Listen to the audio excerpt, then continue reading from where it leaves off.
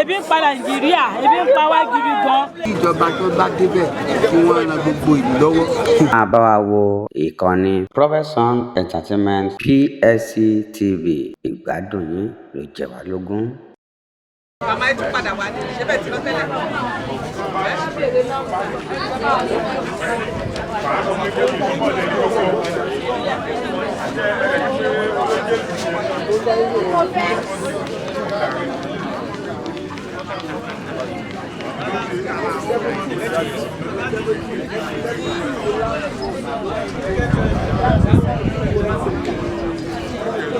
Esma, kí lorúkọ yín wà?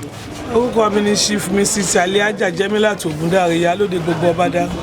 Inú mi dùn láti gba àkókò yín díẹ̀ mọ́. Ẹ jọ̀ọ́ máa àwọn ìbéèrè kan péré ni mo ní. Inú mi dẹ̀ máa dùn tẹ́ bá lè bá mi tàn mọ́lẹ̀ sí tẹ́ bá mi sọ. Gẹ́gẹ́ bá ní ká wò ó pé ìdìbò ààrẹ míì náà látún dì lónìí gẹ́gẹ́ bá ti máa ń di ìdìbò ààrẹ láwọn ọdún tó ti kọjá. Mo dẹ̀ mọ̀ pé ẹ̀yin personally ẹ ti máa nẹ́ni tẹ́ ẹ ti dìbò yẹn fún lọ́kàn yín. Kí làwọn nǹkan tí ẹ fẹ́ kí ẹni tẹ́ ẹ dìbò fún kó ṣe? Kí làwọn èròǹgbà tí kí làwọn plans yín tẹ́yìn náà ti ní fún pé ẹni tí mo fẹ́ dìbò fún ó gbọ́dọ̀ ṣe báyìí tí ò bá tẹ̀ ṣe gbogbo ẹ̀ náà torí kò sẹ́ni tó lè ṣe tán yàtọ̀ sọ́lọ́run tí ò bá tẹ̀ ṣe gbogbo ẹ̀ náà ó gbọ́dọ̀ ṣàwọn nǹkan báyìí. Kí làwọn èròǹgbà tí yín náà? Èròǹgbà ti wá ní pé Tinubu làwa dìbò fún tó jẹ́ ọmọ Yorùbá Ọlọ́run jẹ́ kó bá wa gbé fún tó ọgbọ̀n ọdún tá a ti ń lérè Abíọ́lá olùlẹ̀ kí náà ti bí ẹlẹ́ẹ̀kẹta sáré tó fẹ́ kàn ọmọ Yorùbá Ọlọ́run jẹ́ kó bá wa gbé fún Tinubu kó o náà dẹ̀ máa dàbí ìjọba àná Ọlọ́run bá wa fún ṣe gbogbo káṣínẹ́ẹ̀tì tá a wà nú ẹ̀ yìí Ọlọ́run bá wa mú kú o Ọlọ́run bá wa fún ṣe torí wàhálà yìí pọ̀ ju o adẹ̀mọ̀pọ̀ ẹ̀mí wa torí bẹ̀rẹ̀ náà ló máa rópin ẹ̀ o ẹ̀mí wo ní bọ́ọ̀sì lágbára Ọlọ́run ẹ̀mí ẹnìkan kan ò ní bọ́ọ̀sì lọ́lá àwọn tó nílẹ̀ yìí tó sílẹ̀kùn ọjọ́ èní lágbára Ọlọ́run bá fún Tinubu ṣe o òkè tó gbìn Ọlọ́run níjó jábọ̀ o tọ́wọ́ àyà wà lẹ́yìn ẹ̀ àwọn ọkùnrin wà lẹ́yìn ẹ̀ ọ̀hún ayé wà lẹ́yìn ẹ̀ afẹ́fẹ́ wà lẹ́yìn ẹ̀ ilẹ̀ wà lẹ́yìn ẹ̀ ọ̀hún wà lẹ́yìn ẹ̀ Ọlọ́run ajé ó ṣe é ṣe fún un. Mọ́mì, inú mi dùn fún nǹkan tẹ́ ẹ sọ bọ́ ẹ jẹ́ kí n wá béèrè yìí tá a bá ní ká wò ó tí àwọn kan bá lè tẹ́nà kan dán wọn kì í fẹ́ dáwọ́ dúró lórí tẹ́nà ẹ̀yọ̀ kan yẹn wọ́n á fẹ́ ṣe méjì ẹlòmíì gan tiẹ̀ tún nípinnu láti lọ lẹ́lẹ́kẹta táǹfààní bá wà. Kí ni nǹkan tẹ́ ẹ lè sọ sí àwọn bíbá yìí? Ohun tá a lè sọ sí ni pé kì í ṣe tó kúkú jù pé kó ṣe tẹ́nà méjì torí bàbá ti kọ́ ṣe ẹyọ kan ṣo àsọgbé bí wọ́n tún mọ iṣẹ́ tó ṣe yẹn bóyá ó ti parí iṣẹ́ yẹn pé kó lè ṣe tẹ́nà kejì ní bàbá adé kejì ẹ̀wọ̀ yìí tíjọba tó lọ yìí tó ti ń lọ yìí ẹ̀wọ̀n tó wá ṣe fún wa kò rí báyìí tẹ́lẹ̀ o ọ̀sán gan náà fẹ́ fi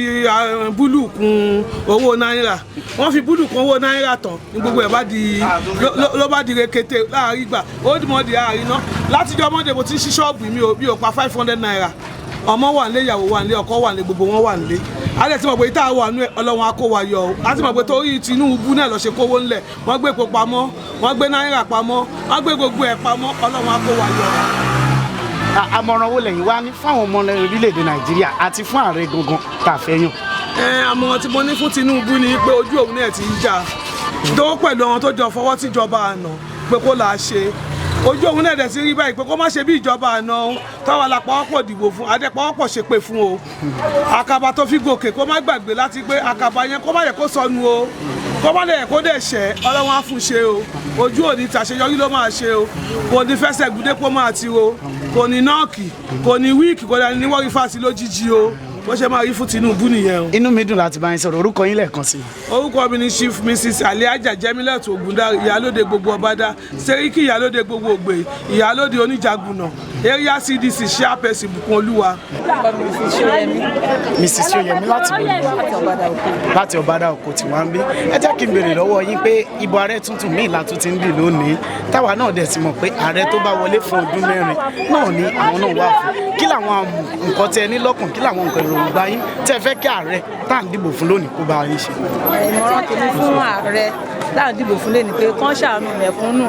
torí àwa mẹ̀kúnnù náà ń fìyà jẹ kán bá wa ṣí bọ́dà wọ́n bá tún sọ fún wa pé change ẹ̀ tó ń change ẹ̀ ó ti tó wọ́n jẹ́ kán fi ayé rọ àwa mẹ̀kúnnù lọ́rùn kó má jẹ́ pé àwọn olówó nìkan náà máa gbádùn àwọn ọmọ wa wà ní kò sí tó lọ síbi iṣẹ́ kò sí iṣẹ́ kò sówó ebi ń paráàlú kán jọ kán ṣàánú wa wọ́n má tún jẹ́ kákọ̀ tún dìbò ilé lásán kán má fìyà jẹ wá ní Nàìjíríà o àbí ìjọba tuntun tí wọ́n ṣẹ̀ṣẹ̀ pè kó jọ kó ṣíjú àánú gbogbo àwọn ọmọ Nàìjíríà o.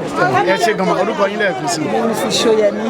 orúkọ mi Rashidatu Fagbemi. láti bò mí. láti Obada Oko. ok ma mo kọ ní àwọn ìbéèrè kéékèèké kan fún yín ni ma wọ́n mi tí a bá ní káwọ́ ìdìbò ààrẹ míì látúndì lọ́dún yìí ní ọdún mẹ́rin tó kọjá àdìbò ààrẹ kan ọdún míì ló tún ti wá ìta tún ti ń dìbò ààrẹ míì ìbéèrè mi tí mo wá fẹ́ béèrè lọ́wọ́ yín ni gẹ́gẹ́ bí ààrẹ tó fẹ́ wọlé ẹ̀yin ti ní lọ́kàn pé ẹni báyìí lẹ fẹ́ dìbò fún tẹ́ẹ̀dẹ̀ ti dìbò fẹ́ni tó ń wù yín lọ́kàn yín gẹ́gẹ́ bí ààrẹ tó fẹ́ wọlé kí làwọn àmọ̀ràn tẹ́ ní lọ́kàn pé àtàrẹ ìbá ti débẹ̀ nǹkan báyìí ni kó bá wa ṣe nǹkan báyìí ni kó bá wa ṣe. kó bá wa ṣe dáadáa ni gbogbo nǹkan tó wọ́n kọjá kó wálẹ̀ àròwó ebi ń pa Nàìjíríà ebi ń pa wá gidi gan àròwó kó bá wa ṣe kówó wà ń ta kó bá wa ṣe kówó wà ń ta. kówó wà ń ta kébí má pa wá kó tó ń jẹ́ pọ̀ rẹpẹtẹ kó ń jẹ́ pọ̀ àwọn yúùtù kan níṣẹ́ lọ́wọ́ tó bá máa bá wa ṣe dáadáa ní kọ́lọ́ bá wa yọ síbẹ̀. ẹ ṣe gan-an orúkọ yín lẹ́ẹ̀kan sí. èmi Fagbemi Rashidat. Amsat Adesina. mùsùlùmí ni yín ni àbí kìrìsìtẹ́nì. Mùsùlùmí ni. ẹlẹ́sìn mùsùlùmí ni yín. tá a bá ní ká wò ó sà tá a bá ní ká wò ó ìdìbò míì náà látún ti ń dì yìí ìdìbò míì látún ti ń dì yìí ìdìbò ààrẹ mo dẹ̀ mọ̀ pé ẹ ti lẹ́nìkan tẹ́ ẹ ti dìbò fún lọ́kàn yín tó ti wà lọ́kàn yín kí ni àwọn ìpinnu yín àwọn èròǹgbà yín tẹ́ fẹ́ kẹ́ni tẹ́ ẹ dìbò fún gan kó ṣe. Nọ́mbà 1 náà a máa fi jọba wíjọba ni ṣùgbọ́n gẹ́gẹ́ bí ìlú ṣe rí lásìkò yìí tó dáa jù ni kí ìjọba tó bá débẹ̀ kí wọ́n ran gbogbo ìlú lọ́wọ́ gbogbo àwa tá a jẹ́ ọkùnrin àgbàlagbà lọ́kùnrin àgbàlagbà ọmọdé lọ́kùnrin kò sí ètò oníṣẹ́ gidi lọ́wọ́ mọ́nú ìyàwó wọn ti dìyàwó oníyàwó ọmọ gan ti dọmọ lọ́mọ wàhálà tó wà ń dùn ní ìsìn gan pàápàá àfi kí ọba ẹlẹ́bùn máa rí kó kó sí ẹni tó bá débẹ̀ nínú tí ó fi síjú àánú wo àwọn ọmọ Nàìjíríà sí rere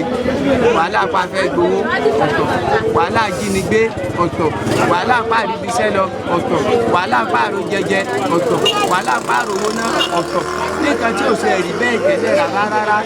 ẹ̀kẹta rẹ̀ tí wọ́n máa ṣe ìjọwọ́ lójú mi lẹ́nu gbàmọdélé ayé náà mo ti wọ 57 years lẹ́mi tí mo sọ rẹ̀ bí Amsat Adesina mo ti wọ 57 years àkọ́kọ́ tí wọ́n máa ṣe ìjọwọ́ akọ́gbọ́ wọn máa ṣe ìjọwọ́ akànfẹ́tí gbọ́ wọn máa ṣe ìjọwọ́ ni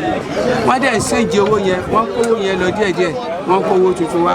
ẹ̀kejì tí wọ́n tún máa ṣe ìjọwọ́ wọ́n tún kówó yẹn lọ díẹ̀díẹ̀ wọ́n tún kówó tuntun wá àmọ́ bẹ́ẹ̀ lè ṣe wá mú wàhálà bá èèyàn níyàn tí ó jẹ́ pé àkọ́ wá látọ̀run tíjọba wa kọ́ mọ́ gbogbo àwọn ọmọ orílẹ̀-èdè Nàìjíríà mi ìmọ̀ràn tèmi fún wọn ni pé kí wọ́n ṣàlù ọ̀pọ̀lọpọ̀ àwọn ọmọ Nàìjíríà ká mọ́ fara ní wọn. inú mi dùn láti bá yín sọ̀rọ̀ orúkọ yín lẹ́ẹ̀kan sísà. Amsat Adesina nọ́mbà 7 years láti wá àjọ. ẹ ṣé gan sà. ọkọ mi ni Mrs. Adesina Lovat. láti bo nìyẹn. láti ìlú Obada. láti ìlú Obada wa ń bí ẹ jẹ́ kí n béèrè báyìí ọ̀pọ̀ àwọn tá à ń dìbò fún láti ìgbà tá a ti ń yàn wọ́n oríṣiríṣi wọn tó bá fẹ́ lọ oríṣiríṣi ìlérí ló máa ń fún wa ọ̀pọ̀ àti ẹ̀pín oríṣiríṣi nǹkan nígbà tó mọ̀ pé táìmù tá a wà yẹn situation tá a need ó kọjá ọjọ́ orí wa mélòó wá lẹni tó jẹ́ pé tó bá ti ṣe ọdún mẹ́rin àkọ́kọ́ ó máa fẹ́ padà lọ láti lọ ṣe lẹ́ẹ̀kejì kí ni nǹkan tẹ̀yìn rí sí pé ṣé ọdún mẹ́rin àkọ́kọ́ wọn ṣé wọn ò ṣe dáadáa lọ́sùn ṣe fẹ́ padà lọ lẹ́lẹ́kejì àbí kí ni nǹkan tó wà lọ́kàn tí. nǹkan tó wà lọ́kàn tèmi ni pé tó bá lọ bẹ́ẹ̀ yẹn oríṣiríṣi ìlérí wọn máa ń ṣe fún wa òun á ṣe gbà òun á ṣà òun á ṣe bọ́ tó bá débẹ̀ tán ará ti tún ará dẹ̀wọ̀n wọn ní ṣe nǹkan tí aráàlú fẹ́ wọ́n ti tá a dì í èmi kàn rọ̀ wọ́n ni mo dẹ̀ bẹ̀ wọ́n pé kí wọ́n jọ kí wọ́n ṣàánú wa wọ́n tún gbogbo ìlérí tí wọ́n bá wa ṣe kí wọ́n mú iṣẹ́ kára ti gbogbo everybody kára dẹ̀ wa àwọn ọmọ wa àròwó mọ́ wọn lọ sílé ìwé wọ́n ti ń dọ́pọ̀lọpọ̀ ọmọ padà wá sílé àrò oúnjẹ jẹ gbogbo olùkọ́lé ó lè kókó ká bá máa gba 1000 naira 300 400 ẹ̀yin náà ìwúrú yẹn ẹlòmíì ò ní ju 2000 lọ lákàntì ó dẹ̀ ní ọmọ bíi 3 4 nílé báwo la ṣe fẹ́ ṣe báwo la ṣe fẹ́ cope so nàìjíríà yóò ti lé kókó kójọ kọ́ máa kó le jù báyìí lọ kán bá wa ṣe gbogbo ẹ̀ kó rọrùn dẹ́nirú chẹ́ńjì tí owó tá a dẹ̀ ná tẹ́lẹ̀ owó àtijọ́ tó ní ká má lò mọ́ yìí ọ̀pọ̀lọpọ̀ ẹ̀ sì wà lọ́wọ́ àwọn èèyàn tí ẹ pé kí ẹlòmíì wò pé àbáwo lòun ṣe fẹ́ ṣe ẹlòmíì fẹ́ jẹun owó yẹn ló wà lọ́wọ́ ẹ̀ tí yẹ pé kò dẹ̀ rí ná ibi dẹ̀ ń pa ẹlòmíì so kán jọ kọ́ bá wa wá yanjú sí gbogbo ọ̀rọ̀ tó ń ṣẹlẹ̀ mú dẹ̀ mọ̀ pé ìdìbò tá a dì mú gbàdúrà pé lágbára Ọlọ́run á tù wá lára á dẹ̀ ṣètò rere fún wa kán jọ kán ṣàánú wa abẹ̀ wọn ni arọ̀ wọn ni Ọlọ́run á darapọ̀ mọ́ wọn á dẹ̀ fún wọn lókun àtàgbára láti ṣe. ẹ ṣe kí n mọ orúkọ yín lẹ́ẹ̀kan sí mi. orúkọ mi ni Mrs. Adesina Nurat. orúkọ mi ni Ọlámídé Afọlábí. Ọlámídé Afọlábí. Inú mi dùn láti bá yín sọ̀rọ̀ lọ́sọ̀rọ̀ náà. Ẹ jọ̀ọ́ ẹ jẹ́ kí n béèrè àwọn ìbéèrè kan lọ́wọ́ yín. Gẹ́gẹ́ bá a ti mọ̀ pé ìdìbò ààrẹ mi ìlà tún dì yìí tí ń ṣe ọdún 2023 a dẹ̀ ti ń dìbò ààrẹ láti 1960 tí Nàìjíríà ti gba òmìnira. Ẹ jẹ́ kí n ní pé ẹ̀yin fún ara yín ti lẹ́ni kan tẹ́ ẹ fẹ́ dìbò fún lọ́kàn yín tó dẹ̀ ti wà lọ́kàn yín pé àìní báyìí ni mo dìbò fún. Kí làwọn èròǹgbà yín, kí làwọn nǹkan tẹ́ ẹ fẹ́ kí ẹni tẹ́ ẹ dìbò fún yìí kó ṣe, kí làwọn ìpinnu tẹ́yìn gan ti ń gbé ẹni tí mo dìbò fún ó gbọ́dọ̀ ṣe báyìí, ó gbọ́dọ̀ ṣe báyìí. ẹ ṣe olótú nǹkan tá a fẹ́ torí pé ẹni tí mo dìbò fún tó wà lọ́kàn mi mo ti mọ̀ inú ni mo wà bẹ́ẹ̀ tí nǹkan tá a fẹ́ ni pé ọwọ́ wa tún gbogbo òlu ṣe gbogbo nǹkan tó lè kókó yìí tí kò dẹ̀rọ̀ yìí kó máa sọ di ẹ̀rù kí gbogbo àwọn ọmọ wa kárówó léwe sàn especially ẹwà àwọn single mothers ẹwà àwọn opó ẹwà àwọn ìyá pé tẹ bá wo gbogbo tó ti dìbò yẹn rí pé àwọn arúgbó ló pọ̀ jù mẹ́ wọ́n rọjú àtàwọn tí wọ́n jẹ́ abarapá àwọn ni wọ́n wá dìbò wọ́n dẹ̀ rọ́jú wọ́n jáde síta láti wá dìbò tó bá ti wá dìbò ìtàn ó fẹ́ kí wọ́n du gbogbo oníkálukú ní gbogbo tó lè kókó kó dẹ̀rọ̀ kí gbogbo Nàìjíríà kó tùbà kó tùṣẹ́ kí ọkàn wa kó balẹ̀ gbogbo àwọn ìyàwó lé single mother àwọn ọmọge wa wọ́n ti daṣẹ́ wọ́n tán torí kò sí nǹkan kan gbogbo àwọn ìyàwó lé gan everybody dolóṣó tán torí kò sí nǹkan kan a fẹ́ kó máa sọ gbogbo ẹ̀dẹ̀ rọ̀ kí Nàìjíríà kó tùbà kó tùṣẹ́ fún gbogbo wa kára tù wá gbogbo àwọn ọkọ wa náà kò sí ìtorí iṣẹ́ ṣe àti ilé ti dàrú gan torí pé kò sí owó oúnjẹ tí ọkọ fẹ́ filẹ̀ fún ìyàwó ilé ti dàrú torí pé kò sí oúnjẹ tí ìyàwó ilé fẹ́ jẹ ìyàwó ti dáyà láyà kó yẹ kó rí bẹ́ẹ̀ Olúwa ràn wọ́n lọ́wọ́ o èyí tá a dì yìí ó máa mo nígbàgbọ́ pé á tù wá lára. Inú mi dùn gan láti bá yín sọ̀rọ̀. Orúkọ yín lẹ́ẹ̀kan sí wa. orúkọ mi ni Ọlámídé Afọlábí ní Obada Oko. Thank you so much. God bless. Àbá wa wo ìkànnì Profession Entertainment PSC TV ìgbádùn yín ló jẹ wá lógún.